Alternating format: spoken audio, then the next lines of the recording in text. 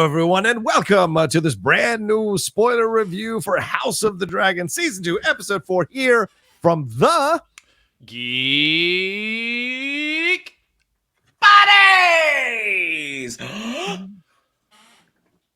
Hey!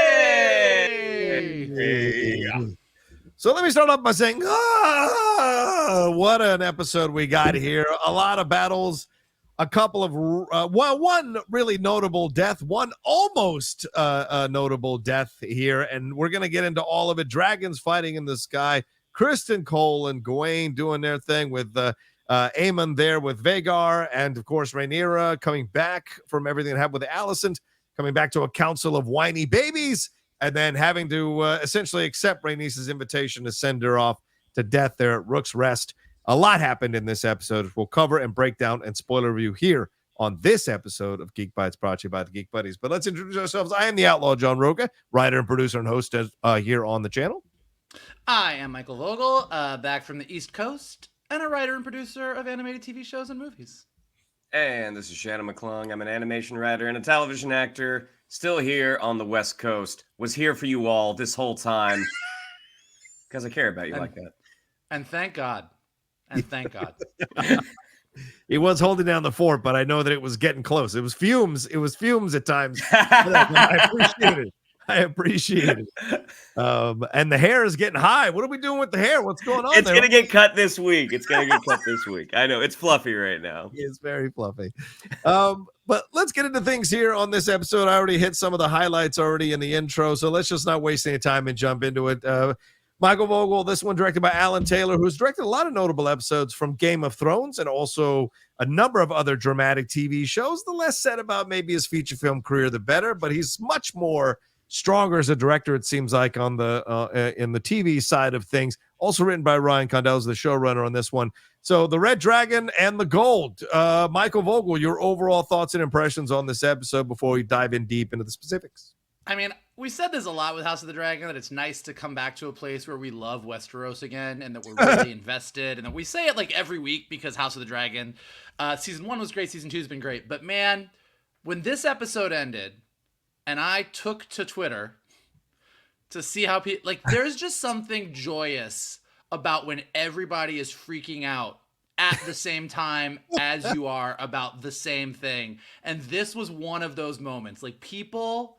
We all lost our shit last night because holy hell, what an episode. And like the way they have made us care, it's that classic Game of Thrones, like, I'm going to make you care about somebody and then I'm going to rip them away from you. I am going to have shit happen that blows your mind, and that we are all grown ass adults and we are freaking out about a show that is steeped in politics plus dragons. Like, it's just great. And this was everything we love about Game of Thrones, rocking and rolling in one episode. And man, I went back and rewatched those last 20 minutes this morning. It is just a thing of beauty. Like, just from top to bottom, all of it. It was amazing. Absolutely. A thing of beauty. Shannon McClung, your thoughts on all this? We got dragons in the air. We had battles going on between the greens and the blacks. We had Daemon having visions. What's your overall thoughts on this particular episode, my man? I mean, this was the high point of the season. I feel like with a lot of our streaming shows that we cover, this is the halfway point. And a lot of times what happens with some of the shows that we cover, we get to the halfway point and it's like, man, not a whole lot has happened. How are you going to wrap this up? That is not the case with this one. This is, for me at least, this is easily the best episode of the season. And as Vogel already said, the way that George R.R. Martin and Ryan Condell have gotten us so attached to certain people, and you kind of see what's coming on the horizon, but in your heart of hearts, you don't want to believe it. Maybe I'm wrong. Maybe I'm wrong. Just at the last minute, it looks like some of our favorite characters are going to escape, and they don't, and they are taken away unceremoniously. This is everything Game of Thrones House of the Dragon gets right. I mean, even like the action was fantastic, and this is not the type of show where you need action every week because the acting and the writing are so strong. The action that you see inside the council chambers, the action that we saw with Alicent and Aegon. Alicent embracing her, embracing where she came from, just smacking Aegon around. The joy that we get from watching that. This episode just encapsulates everything we love about this world. Yeah, what do you think? Putting on a crown makes you a king? Makes you wise all of a sudden? No, it's not. It doesn't work that way. You can actually earn it. Why don't you just shut up and king and let us handle the rest of it? So yeah, a lot that happened in this episode. I love this episode. My reaction video will be up a little bit, probably tomorrow by the time it gets edited. But I was devastated watching this episode. I knew as soon as Rhaenys said, "Send me," I was like, "Son of a b!" And then giving her that closure when she gets to kind of touch Alan's face and realize, oh yeah, this is my son's bastard or my husband's bastard children. I would have come to love them. Giving a little bit of closure there was all the setup that you saw coming in that. And then Aegon and Daemon kind of bringing that out and seeing their resolution to the embarrassment that Aegon heaped on Aemon in the last episode, seeing the resolution of that. The visuals here were stunning, just absolutely stunning. And as you mentioned, Shannon, Alicent's move here, going through the historical books to find some kind of basis for what she's doing and going back and forth with Larys, going back and forth with Aegon. She is finding the steel in her spine to become this Queen Dowager, which I think I'm very much looking forward to seeing her become here as the series goes along. So a lot. And then Rhaenyra and Jace having some issues as well. So, some issues all around for this situation for sure that we're going to see play out in the next few episodes. All right, so let's get into the specifics here. Let's jump in first into Aegon. Aegon is an upset king. Aemon and Criston Cole have been planning military moves without his approval. Aemon even embarrasses him in front of his council by speaking to him in High Valyrian, which Aemon can barely speak. It's like when I try to talk Spanish with some people and they say they never learned it. Larys makes it clear the Harenhal is handled and that Cole and Aemon are right. He gets bored by his council, storms off to Mommy's chambers, Mommy Alicent, who tells him to just sit there and look pretty as king and let others handle the dirty work. He gets drunk, ignores Larys's advice from the last episode, mounts his dragon, flies into battle at Rook's Rest, just to lose his life and Sunfire's life to Aemon's hand as they're battling Meleys and Rhaenys, and Vhagar's fire blast with Aemon ready, possibly, to stab him had he at the end there before Criston Cole walks up on him. So, Michael, I go to you first on these. Aegon, tell me about his journey in this episode and what is left of this husk of a body by the end. Well, maybe like just the left side. I don't know. We'll see what's left. Like we've been saying from the get-go of this season, Aegon is a much different king than Joffrey was in Game of Thrones. There's something just sad and tragic about this kid. Like, you can see deep down this desire that he wants to be this awesome, amazing king, and he just doesn't have it in him. And this sort of underscores the bigger Alicent and Rhaenyra issue, because Rhaenyra, look, doesn't make all the right choices, but clearly a better option for a ruler than Aegon is. And Alicent has put forth her son, has said, this is the guy, this is the person that Viserys wanted on the throne. And every day he proves he's not that guy. Yeah. And it's just sad to watch. I mean, sitting in that council chamber, he was the human embodiment of an entire fandom going, we don't want politics in Star Wars, we just want lightsabers. Like that council is talking, and they're talking about like all of this super interesting stuff. And it's like, yeah, this is the meat of it. Oh, well, Harrenhal's not that great. I think Criston Cole should do it. And he's bored off his ass, and he's like, when can we fight? And when Aemon talks to him in High Valyrian and just lays into him, it's insulting that he's doing it, and everyone else around the council table kind of knows what's happening if they don't know. But the most insulting part is that Aegon probably didn't know half of what his brother was insulting him with. Oh, probably. Was just like, we make war now? Like, it was okay. And then for him to go kind of talk to his mom, and I mean, we'll get more to this scene in a little bit on the Alicent side of it, but like, look, Alicent, you're saying she's finding her steel. I think she's just given up. Like, she's got no flesh left to get. I don't mean given up in the sense that she's like, I'm out. Like, but she realizes, and it's more or less what she says to Varys. She's like, it doesn't, basically she's like, it doesn't even matter that I was wrong. Like this, it doesn't even matter at this point because things have moved so far. But the reason that she lays into Aegon the way she does is because she's like, I sacrificed so much. And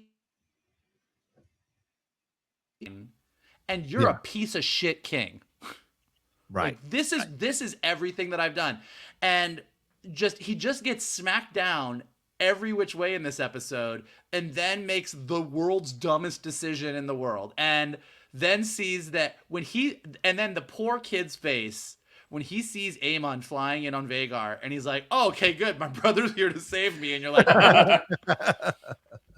so, he's a horrible king. He's kind of a douche. But you got to feel bad for him a little bit.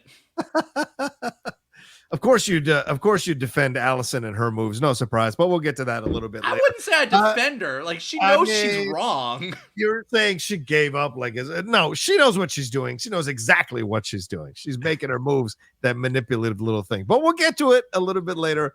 Shannon, all right, your thoughts on this man here, Aegon, and what's left of him by the end of the episode. But clearly, I mean, do you agree with Michael? Do you think that this is a guy we should feel some sympathy for, even though he was, kind of been participating in those fight pits last season and didn't really want to be king? But he did show a better streak of himself earlier in the season. So do we think, I mean, he even gets called out by Daemon for having his little, what do you call it, nipsuckles or whatever to be lick spittle to be his Kingsguard. So clearly not making a lot of smart moves overall, and still embarrasses Aemon last episode at the brothel. So does this guy deserve sympathy? What do you feel about him and what happened with him in this episode? Maybe an element of sympathy. Like, you can see in him a desire to want to do the right thing. Yeah, sure. He's just not equipped, and he's also not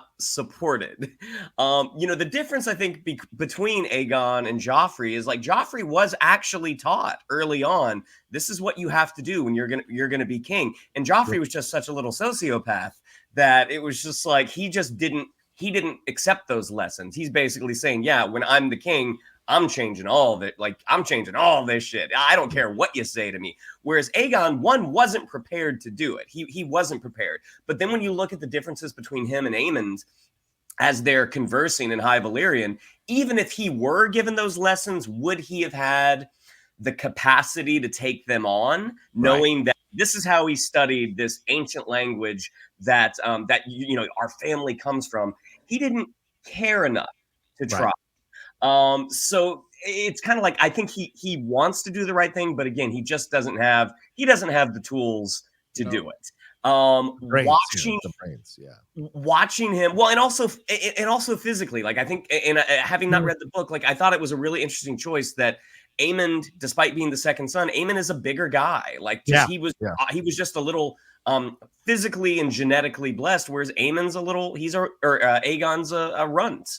He's a runt that doesn't care about doing the right thing. He orders people around because that's the one thing he can do. So watching him in the council as they're discussing, like, he's going to Rook's Nest or Rook's Rest. Rook's Rest, yeah.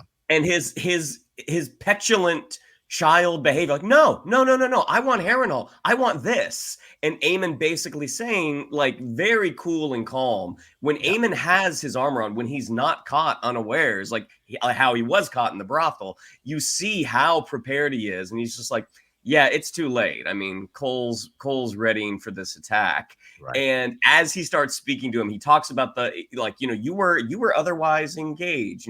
You were appointing some lickspittles to your Kingsguard. You were preoccupied with your sobriquet, which I didn't know what that word meant. And I'm like, oh, the nickname, Aegon the Magnanimous. So I was like, that is just a wonderful de-balling that Aemon gave him in a language that no one else understands, but judging from the tone, everyone understands what has happened. Oh, yeah. So then the next scene, as he basically lays into the council saying, you bore me, as he leaves, the door shuts, the council continues the exact same conversation that they were having. It didn't even matter that he, like, honestly, they were relieved he left and they could be like, let's get back to business.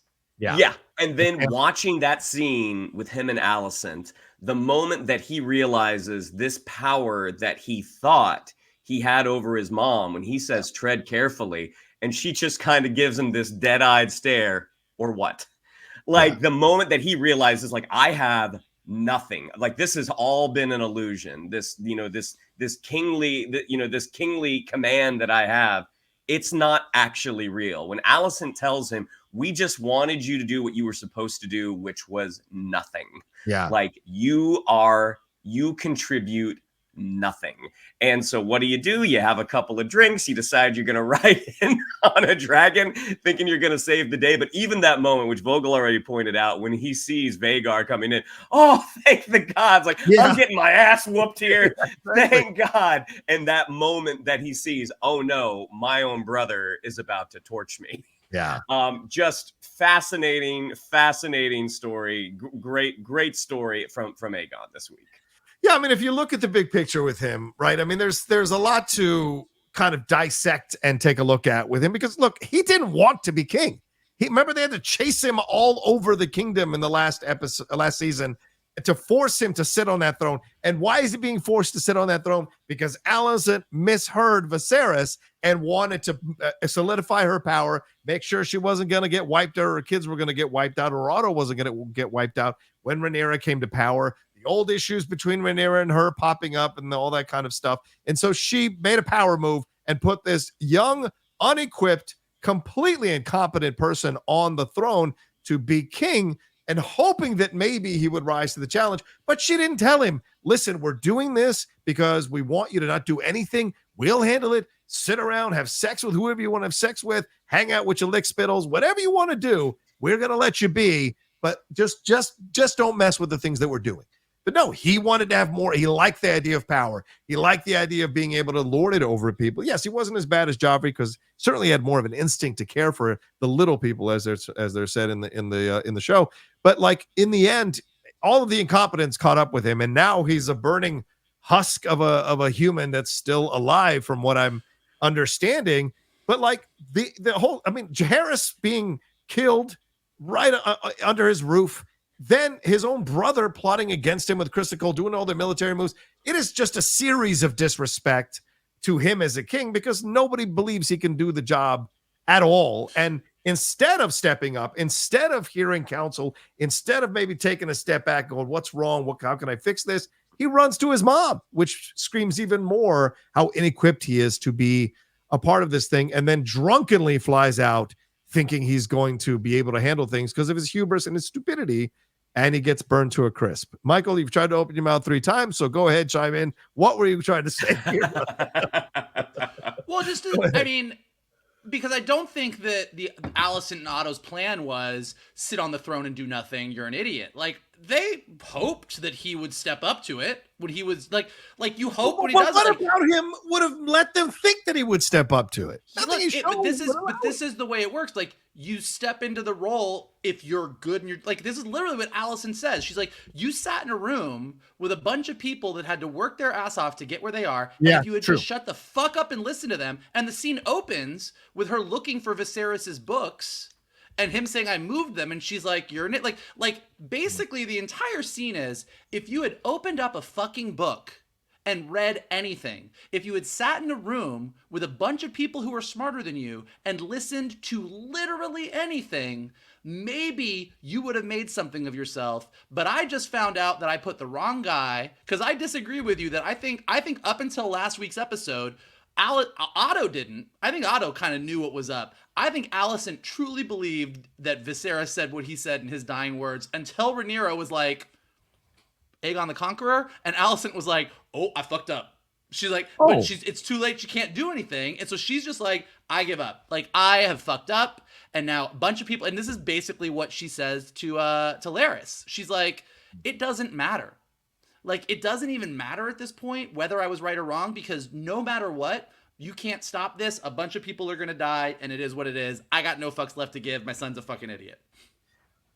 All right, I can't agree with you on that one. I can't, because I mean, everything he did in that first season screams incompetence. You know, raping the girl, and Alicent had to clean that up. running away into those fight pits to hang out in the lower areas of King's Landing there to do nothing about him screamed, I should be king. So they knew they were putting an incompetent buffoon. Just as you could say, well, Alicent told him to read a book.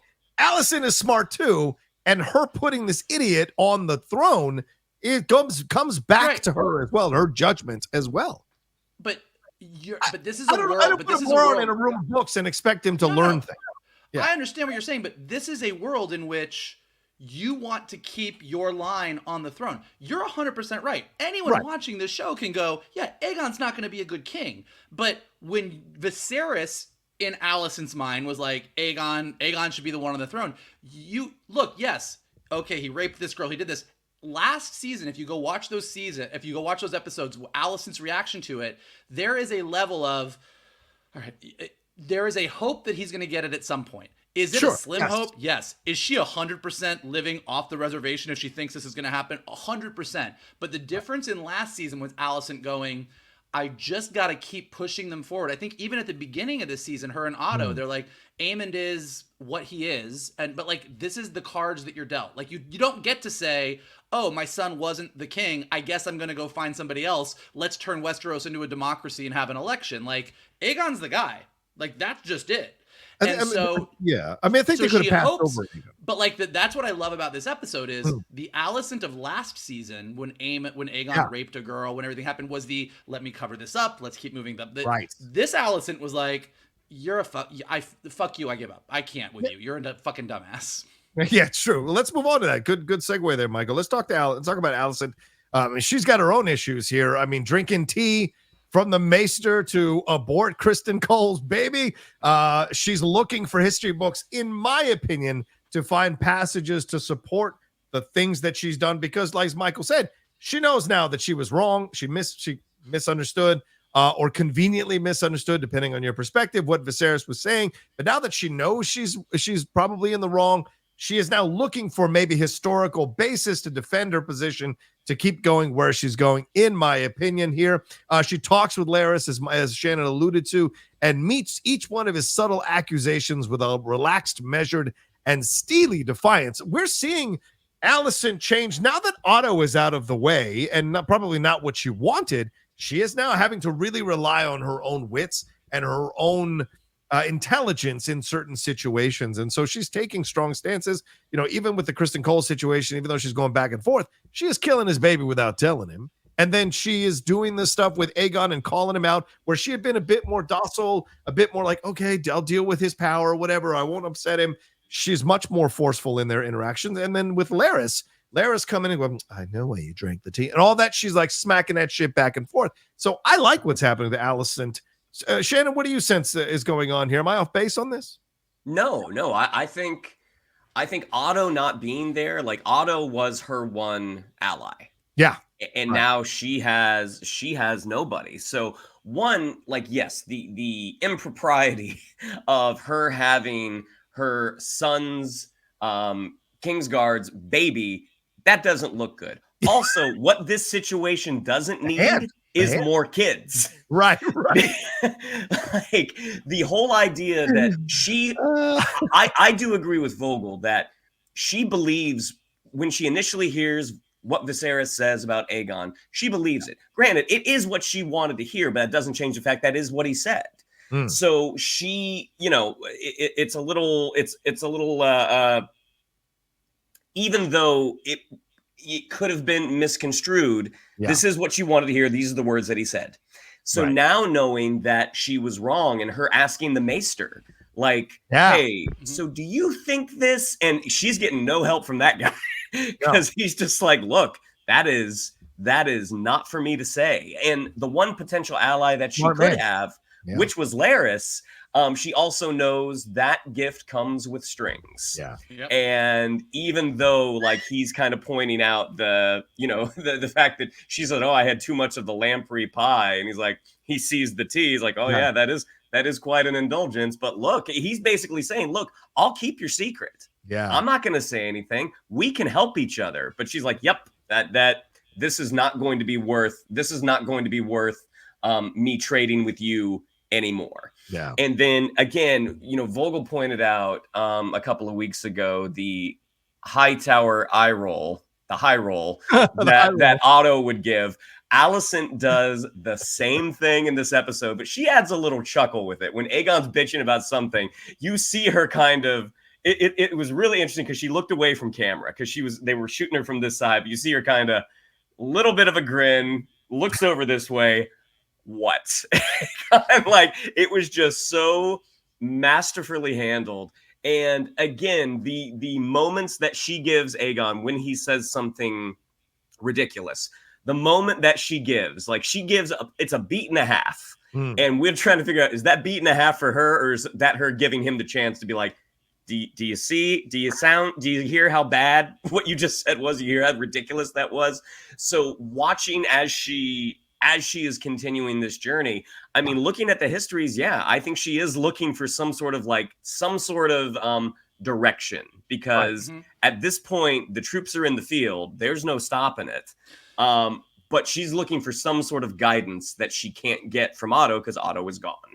Yeah, I wasn't a big fan of the casual nature with which she is, essentially condemning thousands of people to death who are all dying for a misunderstanding, rather than her taking the stance and be like, you know what, I put the wrong person. I guess we're going to have to all die, but at least we'll save thousands of people's lives in this useless war going forward. So, and now that her son has been essentially burned to a husk, I wonder what her reaction is going to be there with the whole situation. Will she now step into this void of power, or will it be Daemon, or what's going to happen? Will Otto be recalled? So there's a lot of questions.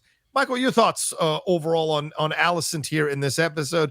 As we said, we saw her drinking the tea. We saw her talking to Larys and talking to Aegon and really standing her ground. But you've been saying through the episode that you think she's at a place of no fucks to give. Explain your position here, brother. Well, and I think my interpretation is different than yours, and you're going to think I'm defending her, which I'm absolutely not. I just think she's a very fascinating character, which is, for sure, I think particularly if you look at her reaction in last week's episode, which I wasn't here to talk about, but like that last scene with her and Rhaenyra in its own way was just as exciting and dramatic as the last 20 minutes of this episode. But I think what was amazing about it was the moment that Rhaenyra is like, oh, he talked to you about the Song of Ice and Fire, like Aegon the Conqueror?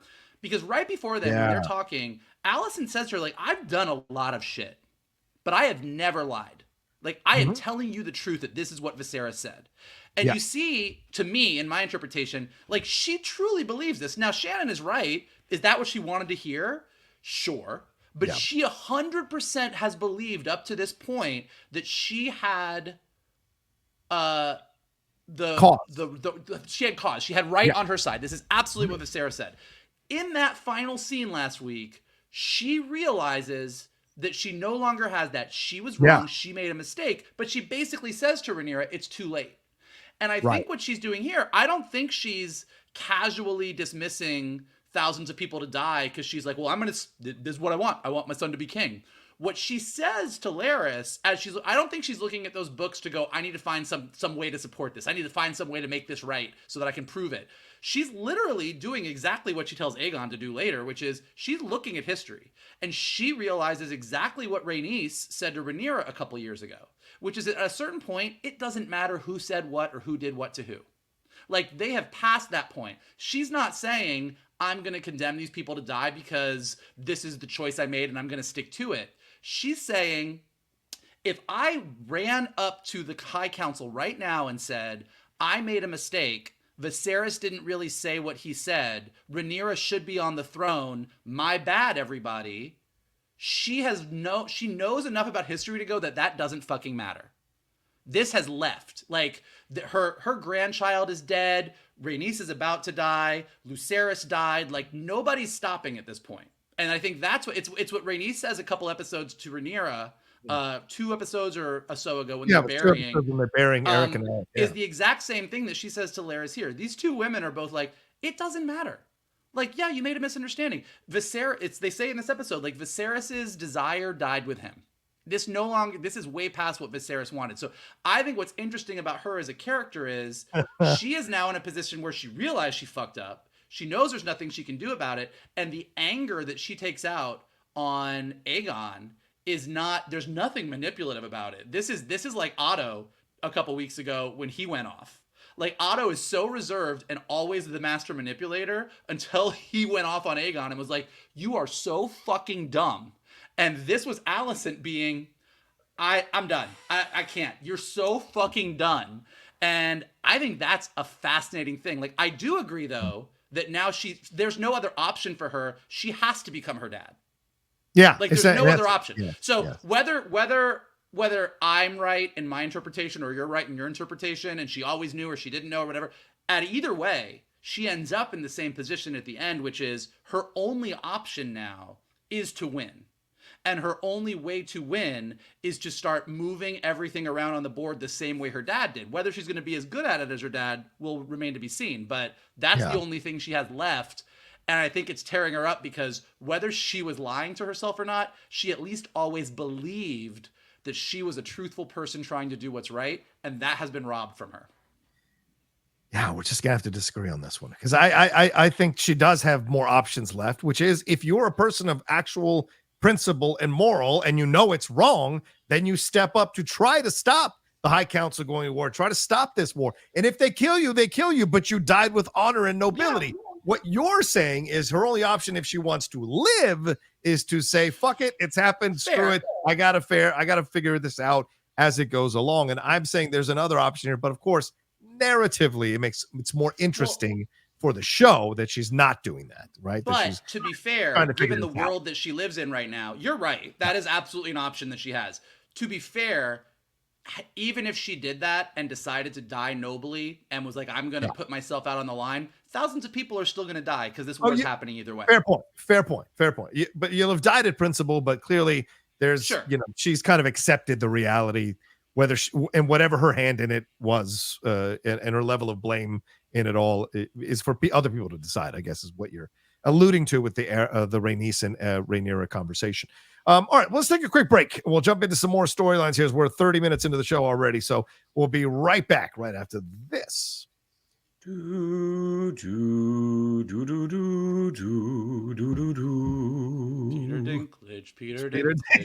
Dinklage. All right, let's leave the greens for a little bit. Let's move into the black section. Daemon is at Harenhal and is seeing more visions, y'all. He got more visions. He becomes Aemon in one of the visions. He sees a young Millie Alcock, who is back for another guest starring role here in this particular episode, coming off the Iron Throne to talk to him. He can barely understand her. And then when she calls him out about what he's trying to do and the jealousy he has, he beheads her in his vision for the love of God, which is insane. And then eventually he runs into Alice Rivers here. They have a conversation. She is a bastard child of the strong lineage there, and she gives him a drink. He drinks the drink. He kind of loses hours and wakes up at the council, in essence, having a conversation there with one of the strong people, and then also meets the young Tully there. And then in the end, tosses it all away and says, I got to get the Blackwoods on my side. I'm out of here. I need some swords. I need some men. So, Michael, your thoughts on how Aemon was handled here, how he went through this episode and being confronted with this jealousy that he has of Rhaenyra, which kind of mirrors Aemon's jealousy of Aegon. So it's not a surprise that he became Aemon in this vision. Maybe somewhere he senses that he is wrong for the things that he's doing. And Alice calling him out for not sending ravens after he's taken Harenhal speaks volumes as well. Your thoughts, brother? Yeah, even like I just love while all of this other shit is going on in Westeros, Daemon is just running around inside Luigi's mansion, like seeing ghosts. Like I think it's hilarious. But I do think it's really, I mean, Harenhal has always been, even in like Game of Thrones, Harenhal has always been like this haunted, kind of slightly magical, mystical place. So I love that they're really leaning into this. And, I think it's really interesting. Like that opening with Daemon walking in and seeing Rhaenyra on the throne mirrors almost exactly the scene that we saw in season 1 when a young Rhaenyra walked in and Daemon was sitting on the throne and she was like, get off the throne. Like it was literally shot the same way and whatever. And everything she says to him is kind of true. It's like, you love me and you supported me and you hate me because you love me. Like he is so wrapped up. Like again, what's interesting about Daemon is it's not like he just put Rhaenyra on the throne and he always had these, like, I'm going to do this and then I'm going to do this, and he's just this evil guy. I think George R.R. Martin said about Daemon that he was like equal parts hero and villain. Like he has, like, he does love Rhaenyra and he thinks he's doing the right thing and supporting her, but his darker instincts can't help but come out. And I think when he sees Aemond, I think the difference between Aemond has nothing but, I think, like disgust for his brother Aegon. Like but he represents that side of Daemon. Like there is a better side to Daemon than there is to Aemond, but the reason he sees himself as Aemond is because all of the things that Aemond is doing and taking out his brother and doing all the things, like Daemon has that in him. Like the two of them, if Daemon and Aemond were in charge, they would just rip all of Westeros apart and not give any fucks. So I think all of this is really interesting. And then Alice is just a really cool character to me. Yeah. Like I love myself a witch in Westeros, and she's just, her vibe is great. I love the, as opposed to like Melisandre in Game of Thrones, who, just showed up and was like, I am a witchy woman. Like her just in the kitchen, making her stuff, being like, what's up with you? Why are you so fucking weird? Like just kind of like taking the piss out of Daemon, pointing out that he didn't send any ravens and that he's kind of doing his own thing here and just kind of like getting right under his skin and then giving him this thing to drink. Yeah. And then he just basically, we see like the Westeros version of The Hangover. Like he takes a sip and then he wakes up like a day later. He's like, what the fuck happened? Where are we? So I think it's like, I don't know quite where we're going with all the Daemon stuff, but I really, really dig where this kind of Daemon kind of going crazy in Harrenhal while everything else is going on. And then also Larys and the others know it. Like Larys is like, don't fuck with Harrenhal. Let Daemon have Harenhal. It's going to fuck him up. Like, it's like a known thing that this place is going to just mess with you. And so he's kind of just like roaming around this castle, kind of dealing with a complete breakdown of all of his psychoses while everything else is going on. So I don't know where it's going, but it's fucking fun to watch.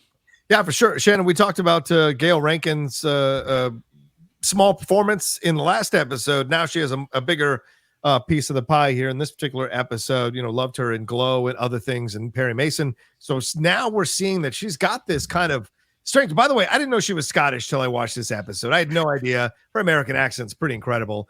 But we've got Daemon Daemon going through the visions here, and she's the one that didn't kneel to him when he showed up, and when they all got on their knees, she didn't kneel.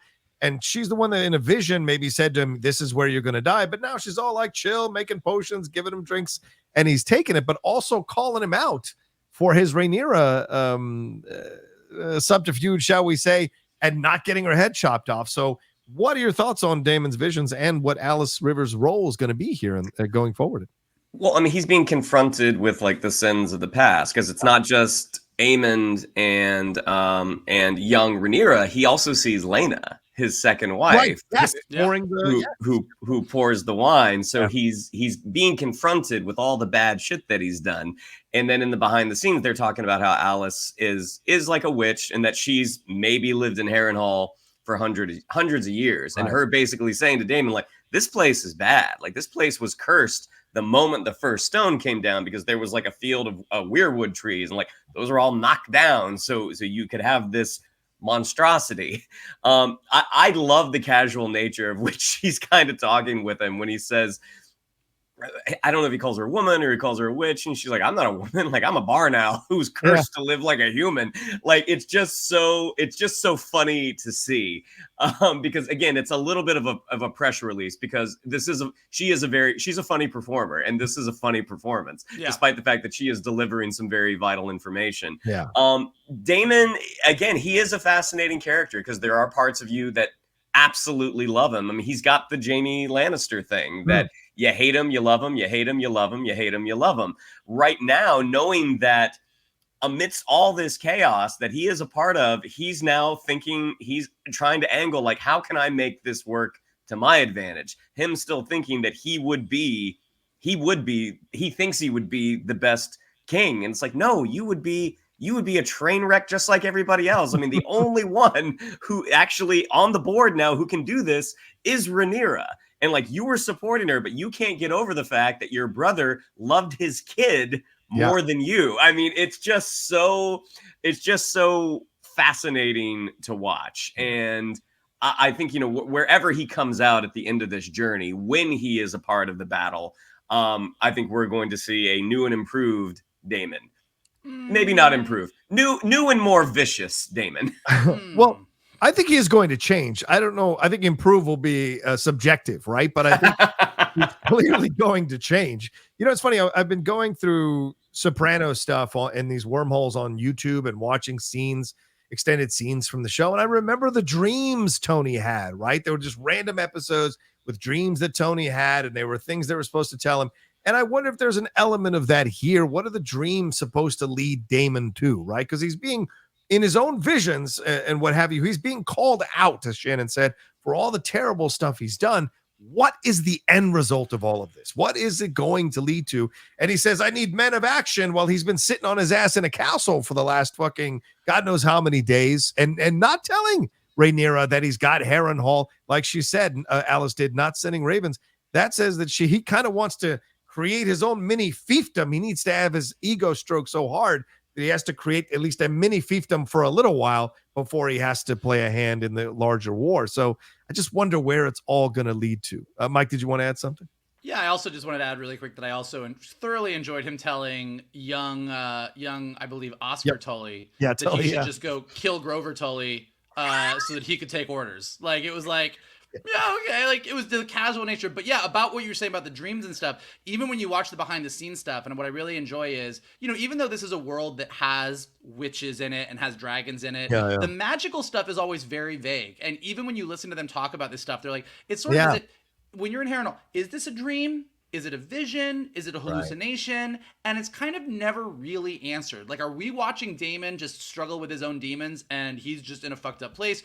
Or is Harenhal literally sending him visions and like fucking with him? And it's never really answered. And I think that's what's interesting about the show. They always leave it a little bit vague and muddy and open to interpretation.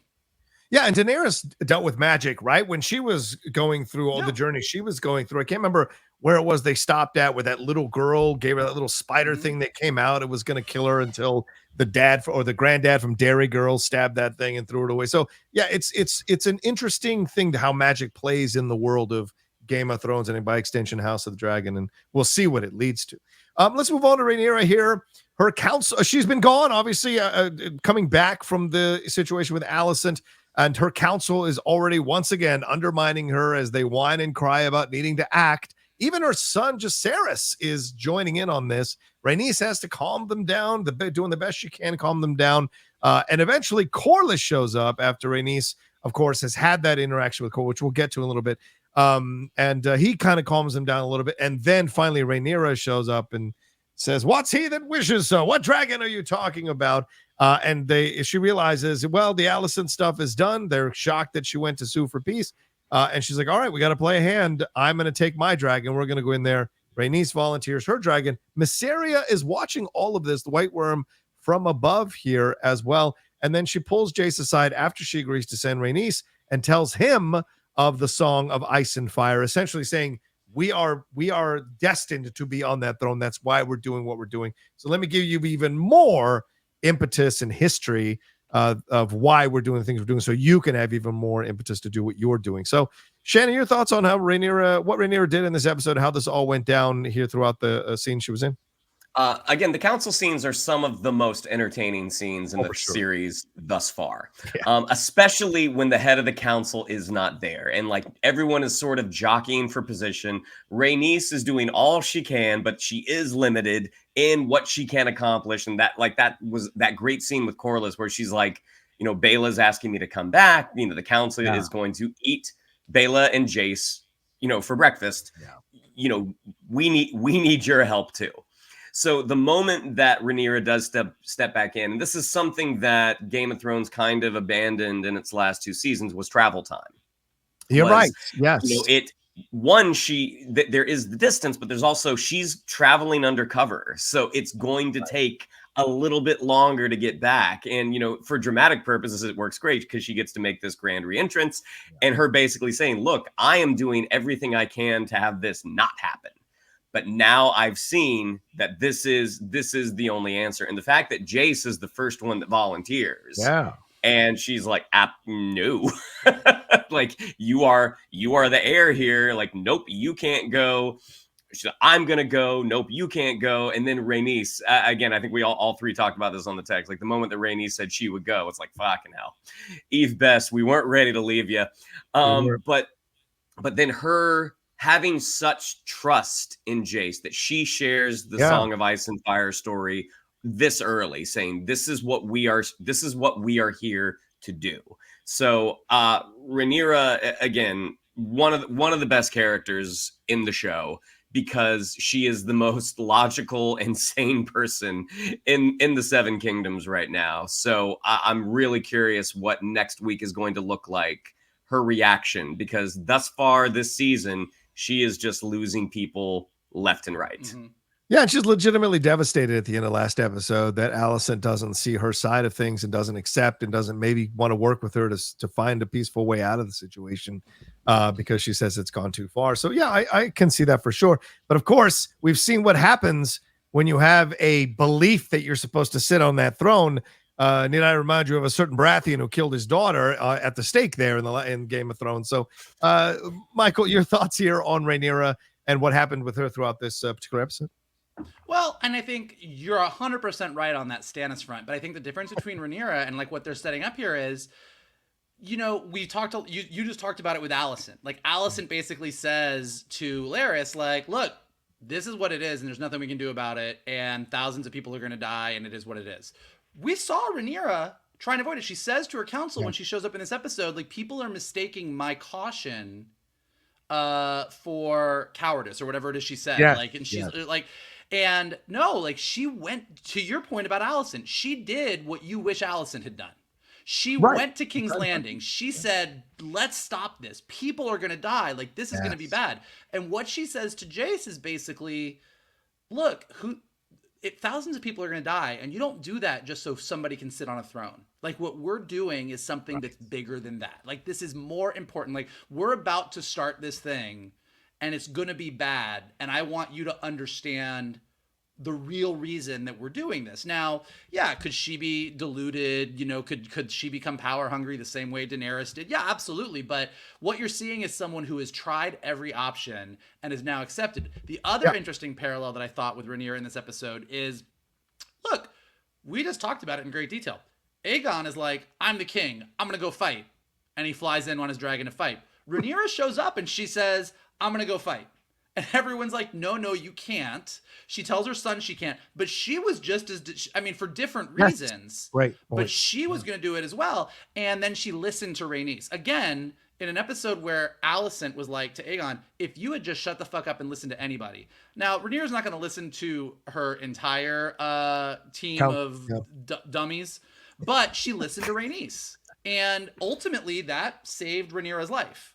Yeah. So, again, with Rhaenyra, I don't think anybody's coming out of this thing clean at the end of the day. But to Shannon's point, there's clearly out of everybody. Daemon is jockeying for his position and dealing with his demons. Aemon just burned his brother to a crisp. His brother was never going to be a good leader anyway. Alicent is compromised and just making mistakes left and right. Rhaenyra did her best to avoid this. Yeah. And even she couldn't do it. Yeah, good point. Absolutely good point, Micah, in how they're approaching getting counsel from certain people. And then you can argue, and I would call them a confederacy of dunces, the council that Rhaenyra has, because they're all always jockeying to act, right? They don't have respect for her. You can clearly see that. She manages it. Whereas Aegon, with them not having respect for him, Aegon becomes an impertinent child. Rhaenyra is used to it as a woman in this patriarchal world being overlooked by men. So she deals with it with a certain strength and a certain understanding of how to navigate it. Aegon certainly has no experience of this. But I will say this, Sir Alfred Broom, I got my eye on you, you son of a bitch. I got my eye on you. He's always at the end of the table. He's always suggesting these things, and he always looks a little waffly. So I'm looking at that guy as the second shit starts going bad for Rhaenyra, he's going to jump ship and go with Alicent, Aemon, and Aegon. What's left of Aegon there when the shit hits the fan? keep a tab on him, man. Sir Alfred Moon. I got a feeling. I haven't read the book, so I don't know what happens, but there's something about him. They keep highlighting. He's gonna look like Captain Pike after Captain Pike's accident in Star Trek. That's what he's gonna look like. Probably. Shannon, that's a Star Trek joke. You wouldn't get it. All right, let's move on to Rook's Rest here. Let's deal with this. Thoughts on this battle as we get Criston Cole after he's taken over a bunch of castles, marching on it in daylight. We do see a scene with him where he cuts the head off the man who was the father of the guy who was accompanying Rhaenyra over to talk to Alicent. So that was a devastating. Just to have your dad just casually be told that your dad's head got cut off. Is it? Welcome to Game of Thrones, for God's sakes. Anyway, he's gonna go attack this Rook's Rest in daylight. Gawain is not happy about this, certainly upset about this, but they're doing it anyway. They're getting their butts kicked before Rhaenys shows up with Meleys, and they start wrecking house and setting fire to all the soldiers to maybe finish the battle off. But Criston had a plan all along with Aemon and Vhagar, who is like Jaws hanging out in the. It's like King Kong just hanging out in the trees, waiting to attack. But it was all a trap by Criston Cole and Aemon to drag out one of the dragons from Dragonstone and maybe even the odds between them there. Aegon, though, shows up drunk off his ass, as we said, and is getting his ass handed to him by Rhaenys until Aemon shows up. But Aemon has Vhagar hit that blast and possibly kill Aemon. Rhaenys could have gotten away after this whole thing happened. Twice. Yes, but she circles back to check on Rook's Rest. And as she's circling back over the water, Vhagar comes up and absolutely bites almost the head off of Meleys and sending poor Rhaenys to her a magical death there, a noble death.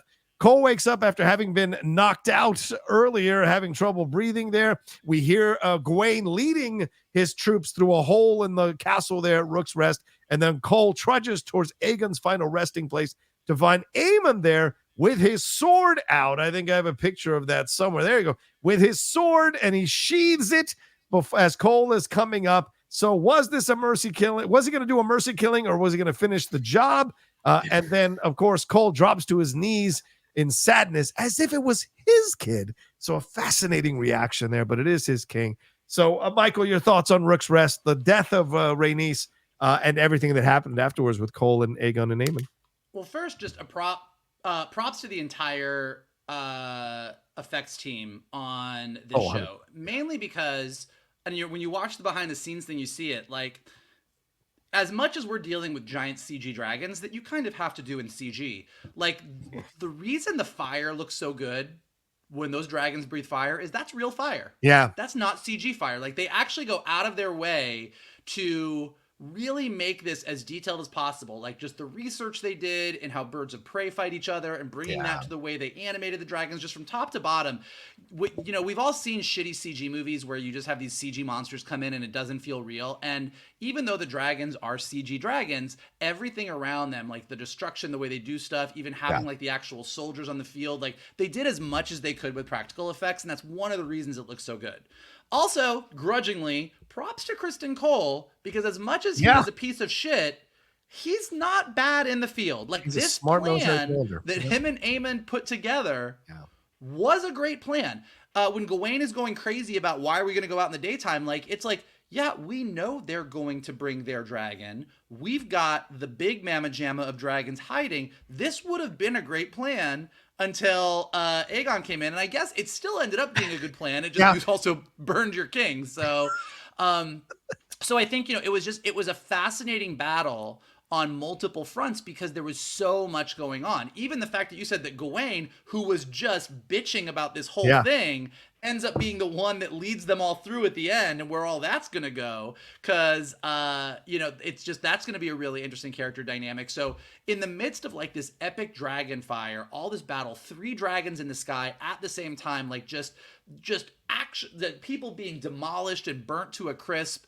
The character stuff was still the most interesting stuff that was going on. And I think that's what makes Game of Thrones, like, they don't ever do that thing that Marvel gets accused of sometimes or whatever. You get to that third act where it's like, oh, it's just a special effects bonanza and it doesn't really matter. Like, everything that was happening, even Rhaenys almost getting away, and just whether it was bloodlust, responsibility, valor, I can't let this castle fall to the other team, like, she just kept going back.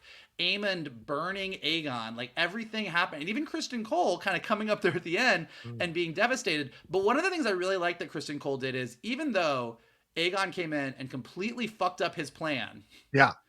he pivoted really well and gave a pretty rousing speech to the troops. Like, even though he was like, this motherfucker, like in the moment, he made some good moves. So Game of Thrones really works at its best. And we've talked about it with Daemon, and we've talked about it with Alicent, and we've talked about it with pretty much everybody, which is, it's not about good guys and bad guys.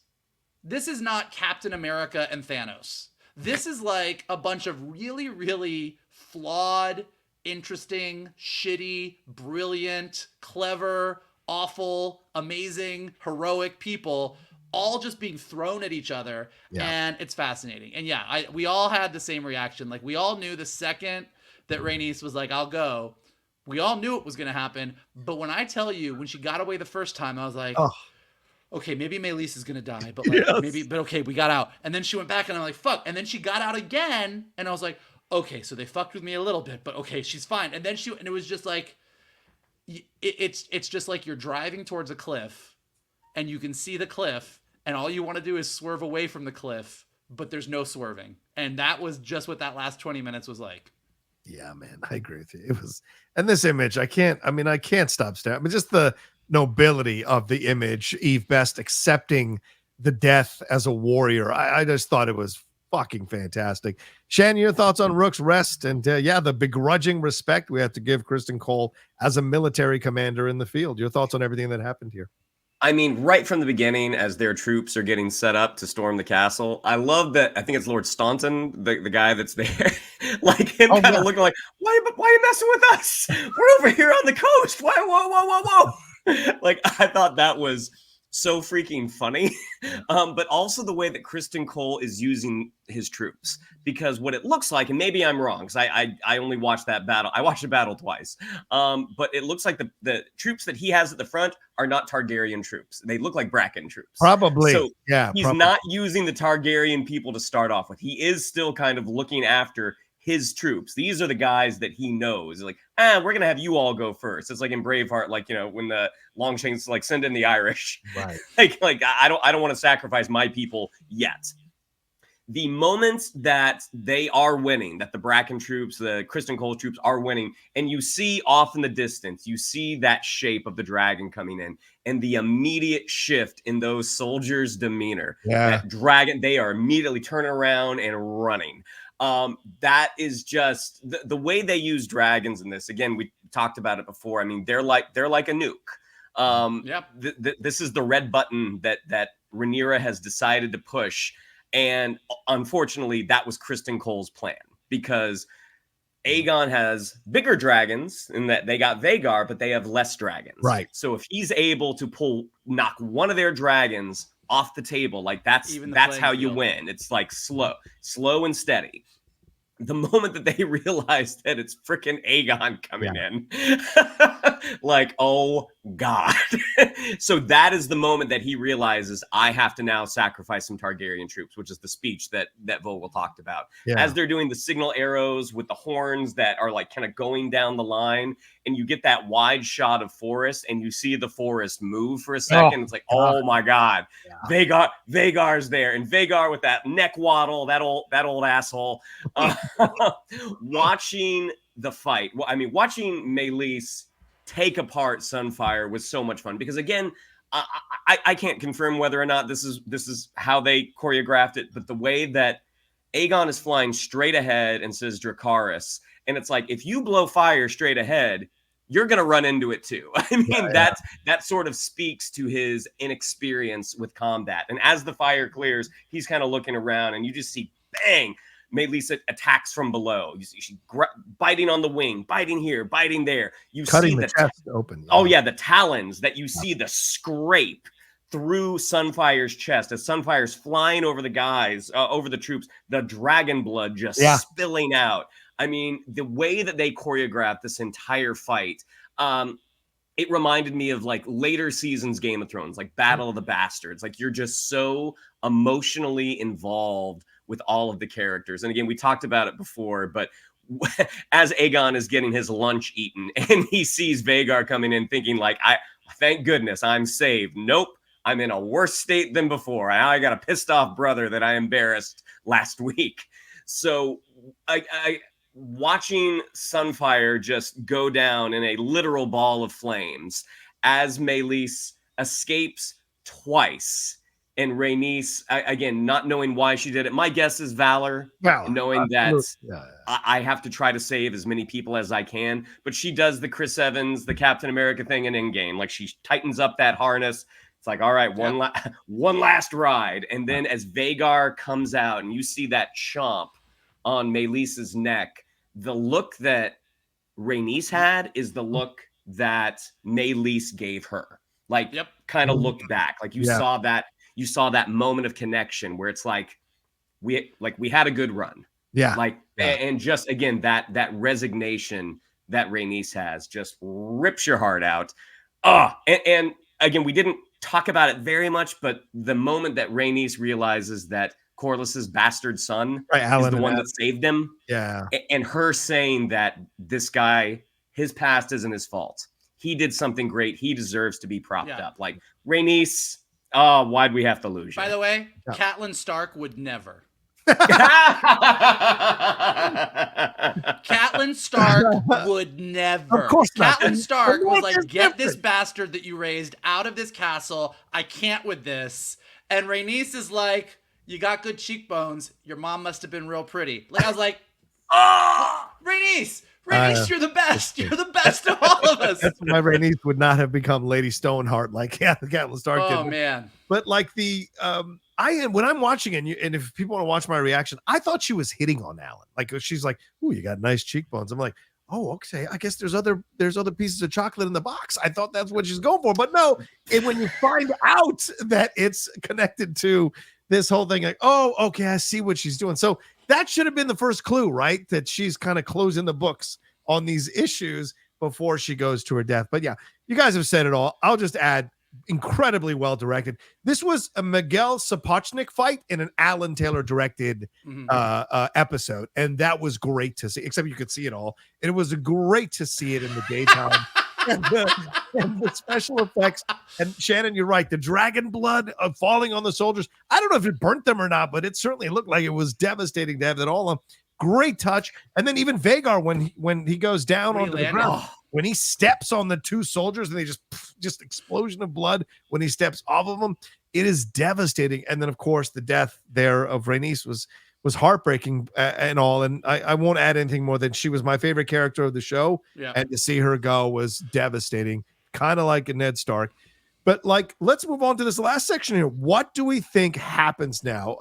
We were texting with each other before we did this review. According to by the way, the difference between the dragons in the book and the dragons here, they all come together, all three of them. So they separated out for the TV show, but in the book, they all just come together. So it's a different approach, but I think this worked better for what they were telling. Well, and most importantly, I think the two big key differences are that part of the plan, Aemon and Aegon are both part of the plan. Like everything about Aegon coming in later and that's you and Criston and Aemon, like this is all added to the show, and I think makes it much more interesting. And like it's unclear. Like you end up in the same place. Like Meleys dies, Rhaenys dies, everybody falls. Aemon is the only one who kind of comes out, and Aegon ends up where Aegon does, but it's not clear that Aemon did it intentionally. So I think, again, adding all the character stuff to it, the intentionality, the layers of I hate you, I'm mad about this, whatever, absolutely makes it for better TV than a bunch of dragons just all slamming into each other in the sky. So what do we think? What happens with Aemon now, Mike? I mean, he's a husk. Apparently he's still alive. What happens now? Aegon, sorry. Yeah. So having not read the book, but having read enough ahead to know what's going on. Yeah. So spoiler. Well, this is a spoiler review, so Aegon's not dead. Yeah. But it's not great for Aegon. He's not in a good place. Let's just say that. You're gonna Captain Pike. But he's Captain Pike in Westeros. But again, we never quite know what's going to happen because, as we were just saying, Yeah. the book that this is based on isn't a narrative in Right. the way that the other books are a narrative. It's sort of here is a history that was written much later, so the details can vastly change. So we will see what happens. But yeah, I don't think that Aegon is dead, but I do think that if Aegon is pushed to the side and can't rule because he is, where he's at, next in line. Yeah. Is Aemon. Right, exactly. And as we were talking about, even earlier in this season, when Otto and Alicent were talking about the hand they were dealt, Aemond is Aemond. And Aemond is a much smarter person than Aegon, but also much harder to control. And as we have seen multiple times, pretty dangerous. So putting this guy in charge just as things are heating up, because this whole battle is the turning point. Like, this is where, like, all the safeties have been taken off. Rhaenyra was holding back. She's no longer holding back. Losing Rhaenys is definitely not going to make things go smaller.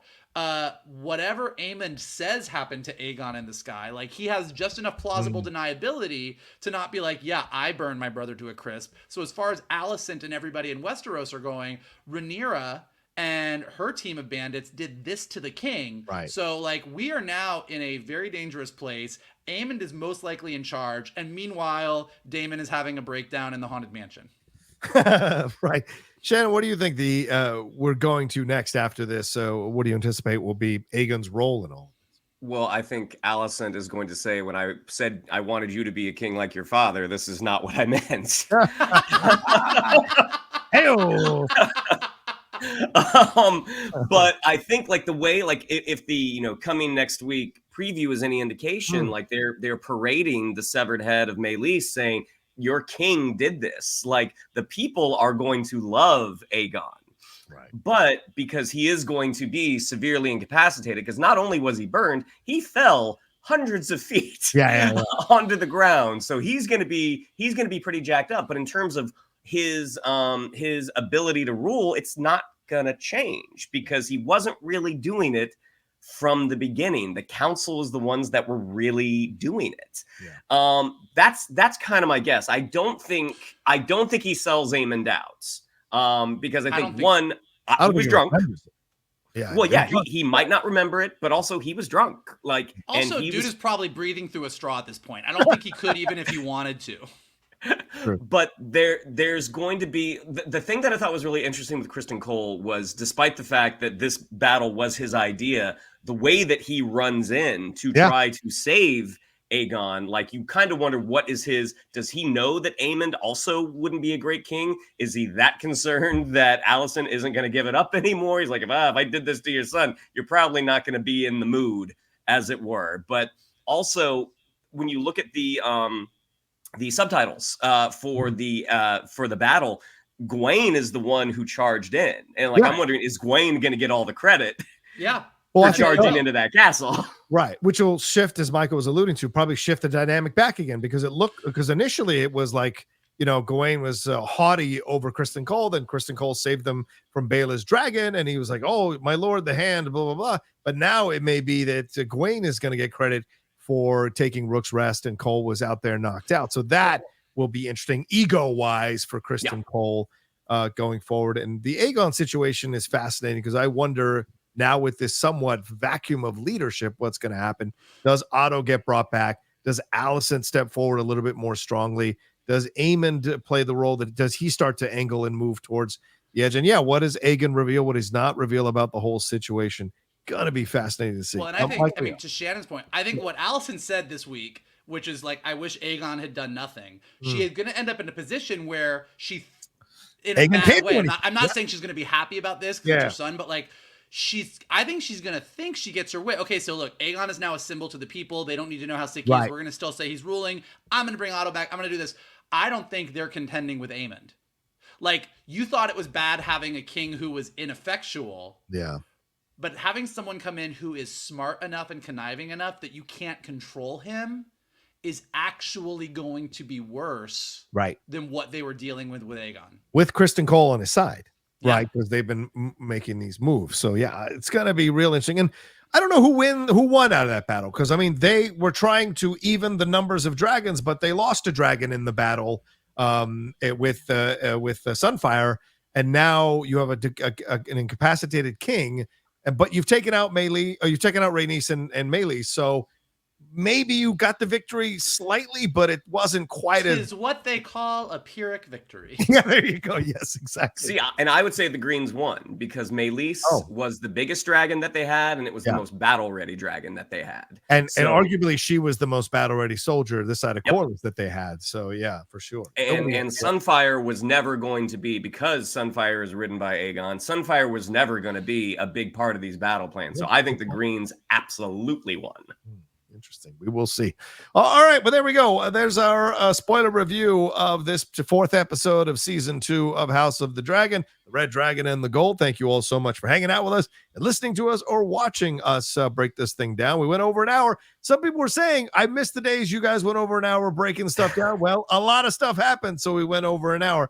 Shannon, what do we have to tell our listeners or our watchers here? Yeah, if you'd like to follow us on social media, on Twitter, it's hold on, I just had my brain just broke for a second. If you'd like to follow us on social media, on Twitter, it's @geek_buddies, on Instagram at @the_geek_buddies. If you'd like to follow me on social media, on Twitter, it's @Shannon_McClung, on Instagram at Shannon the Geek Buddy. Are you glad to see Mr. Vogel back? Let him know. You can follow him at MKToon. Are you glad that Mr. Rocha never left? Follow him at The Rocha Says. Less people will be happy about that for sure.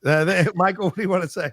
Oh, goodness. Well, if you like all of this, we would like it if you smash the like button. Do that below. Subscribe to Johnny's Outlaw Nation page. Check out all the amazing content he has got there, including content featuring both myself and Mr. McClung. Leave your comments below. Let us know what you thought of this episode. Where do you think things are going? Who won this battle? What the fuck is going on? What's going to happen with Aegon? Let us know below in the comments. If you're listening to us on a podcast, leave us some comments and stars there so we go up in the rankings and more people can find us. And as always, the best thing you can do is retweet this video, post it on your socials, send it to your friends, and tell them to hang out with your buddies, the Geek Buddies. There you go. All right. Thank you all so much. Look for our reviews coming up later on this week as well for The Acolyte and The Boys. And, of course, our main show happening later on this week as well. We appreciate it. Take care of yourselves. Be well. We'll be back next week with another brand new spoiler review episode of House of the Dragon Season 2 here on the Geek Buddies. Hey!